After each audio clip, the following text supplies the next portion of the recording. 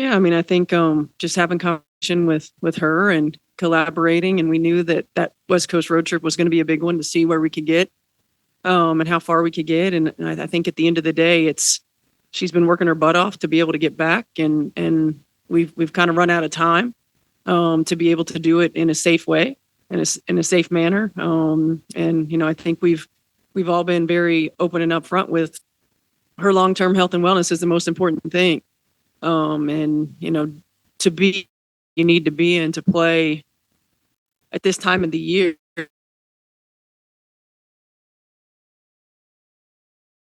An array of emotions she probably felt as you came to this decision. Yeah, I mean it's frustrating. Number one, just all the injuries that she's had. Obviously, I wouldn't speak for her, but and the amount of work that she's put in to position herself to be able to play, and then to have to ultimately make this decision. There's disappointment. There's the obvious frustration that come with not being healthy really for an entire season. I mean, we had a preliminary conversation about what it looks like from now until the end of the season, just in terms of continuing to progress and rehab and get her back on the court as much as we can, and then we'll sit down and talk about what the off season looks like once we're finished with the season. Hi, Coach. How do you think getting sophomore year will help her in her growth, mental, and how to deal maybe with frustration? Yeah, I think for a player who's not been injured really before, you have to learn how to handle that. And it's not easy. It's not easy. There's so many pieces of being injured that come into play, and I think my hope is that when you look down the road and when we see after she's ready, 100% ready, that this is like a little blurb, right, for her. But that we've learned how to handle some different kinds of adversity. We've learned that nothing is linear.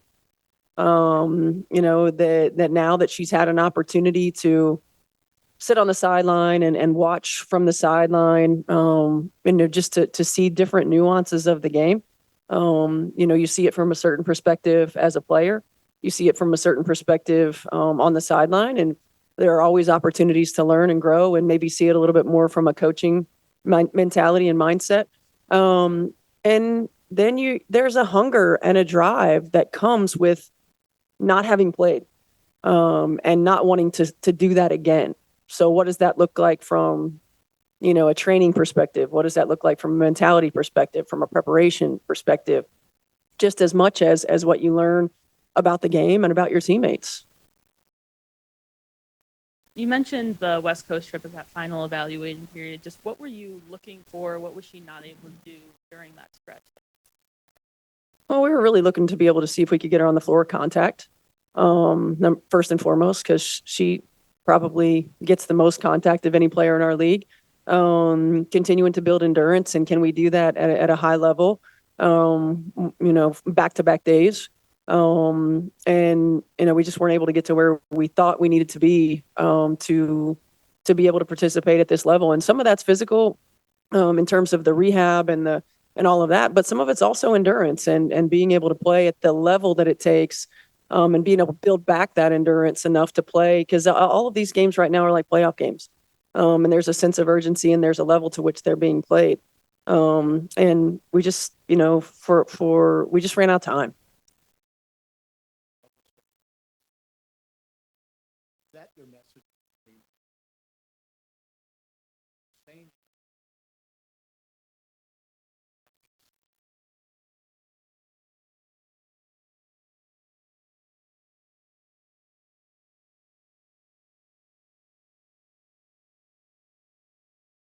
Yeah, I mean, this time of year, certainly, but the situation that we're in as well.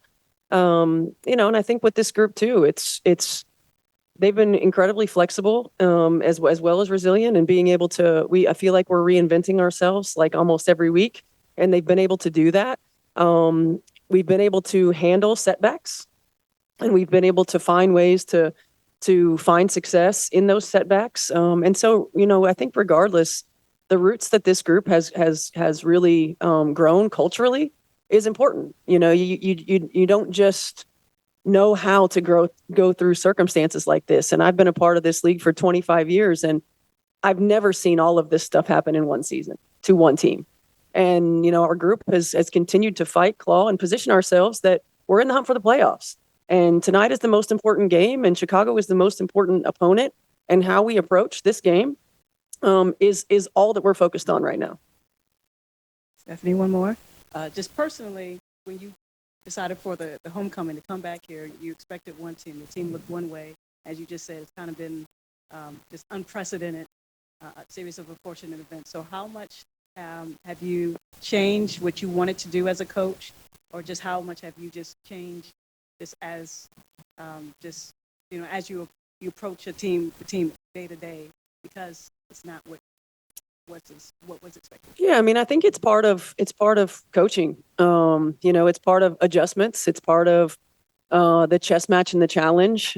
Yes, we had a team on paper that we expected to come in here with, and it didn't end up being that team. And at various times, we've had to scale back in a lot of ways. We've had to reinvent in a lot of ways. We've had to find different ways to position players that we didn't know were going to be on our roster in order to create success for them and give them an advantage and best fit them. And so I give our core group of players a lot of credit too, because they've been very flexible in understanding that, hey, we've got to make sure that everyone is set up for success. And how do we do that? Well, we're not playing the same way we were playing in May and June. And what we were running in July, we've had to adjust as well. So, I give them a lot of credit. Our coaching staff has worked incredibly hard to try to continue to find ways to put us in positions to be successful. This group continues to fight and claw every single day, and incredibly proud of them for that. And we've got basketball yet to play, and we added a new player, and we're going to use her, and we're going to put her in positions for success as well. But this is a hungry group, and I think if you have watched this team from afar, and then if you've been in here every day, you can see that they are hungry for success, that they want to continue to grow and continue to get better.